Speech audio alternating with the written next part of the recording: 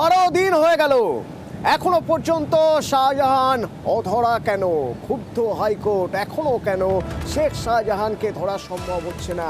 এমন কে শেখ শাহজাহান যাকে এখনো খুঁজে পাওয়া যাচ্ছে না, এখনো ধরা সম্ভব হচ্ছে না? অডিও বার্তা পাঠাচ্ছেন শেখ শাহজাহান, ওসামা বিন লাদেনের মতো ভয়েস মেসেজ করছেন, তারপরেও পুলিশ খুঁজে পাচ্ছে না। প্রশ্ন ইডি সিবিআই এর। অর্ণব প্রতিনিধি আমার সঙ্গে হাইকোর্ট চত্বর থেকে রয়েছেন। অর্ণব, কি বলছে হাইকোর্ট? দেখো, বিচারপতি জয় সেনগুপ্ত আজ সম্ভবত এই ইডির মামলার প্রেক্ষিতে নির্দেশ দান করবেন, সেই ইঙ্গিতই দিলেন তিনি। এবং মামলাটা আপাতত শুনানি তিনি শেষ করেছেন এবং এক্ষেত্রে সিবিআই এর তরফে একজন এসপি পদমর্যাদার অফিসার, অন্যদিকে রাজ্যেরও একজন এসপি পদমর্যাদার অফিসারের নাম দুপুর 2টোর মধ্যে এজলাসে জমা দেওয়ার বা জানানোর নির্দেশ দিয়েছেন। এবং সেক্ষেত্রে জয়েন্ট যুগ্ম কোনো টিম তৈরি হয় কিনা সেটাই দেখার, কারণ সেদিকেই কিন্তু একটা এই নির্দেশ নেওয়ার মধ্যেই বিচারপতি দিয়ে বলেছে।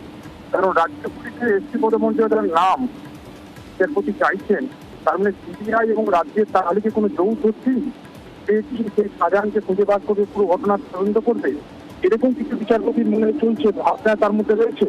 না হলে এরকম নির্দেশ দিলেন কেন?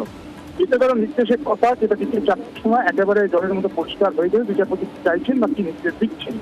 কিন্তু এটা সব থেকে গুরুত্বপূর্ণ ইডি এবং সিবিআই এর সওয়াল। প্রথমত আজ বিচারপতি জয় সেনগুপ্ত জানতে চান যে মূল অভিযুক্ত শেখ শাহজাহান গ্রেপ্তার হয়েছে কিনা। রাজ্যের অ্যাডভোকেট জেনারেল জানান না, এখনো গ্রেপ্তার হয়নি, কোর্ট চলছে। তখনই বিচারপতি জানান যে আমি বিকেলে রায় দেবো, এই মামলার রায় সেটা বিকেলে হতে পারে বা বড় দিকে হয়। আদালত প্রত্যাশা রাখছে রাজ্যের কাছে অন্তত এই মামলার রায় ঘোষণার আগে পর্যন্ত রাজ্যীয় পুলিশ গ্রেপ্তার করতে সক্ষম হবে শাহজাহানকে।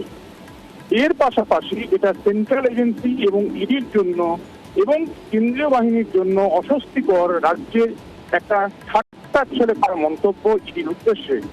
এনফোর্সমেন্ট ডিরেক্টরেট শাহজাহানের বাড়িতে তল্লাশিতে গেল, শাহজাহানের খোঁজে গেল, কাদের সঙ্গে নিয়ে? কেন্দ্রীয় আধা সামরিক বাহিনীর সঙ্গে নিয়ে। কেন্দ্রীয় আধা সামরিক বাহিনী নিয়ে কেউ ইডি খোঁজ করতে পারেনি শাহজাহানের।